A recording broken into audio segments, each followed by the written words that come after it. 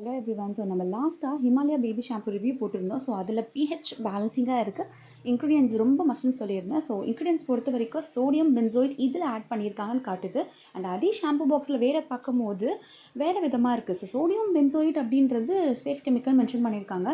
But வேறு பாக்ஸில் ஃபெனாக்சி, ethanol and disodium இடிடி இந்த மாதிரி ஹார்ஷ் கெமிக்கல்ஸ் இருக்குது. ஸோ கண்டிப்பாக இது கிட்ஸ்க்கு அவாய்ட் பண்ணுறது நல்லது.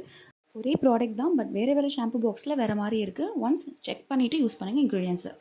அண்ட் அதே ப்ராடக்ட்டில் உள்ள பேபி பவுடர் எப்படி இருக்குன்னு பார்த்துலாம்.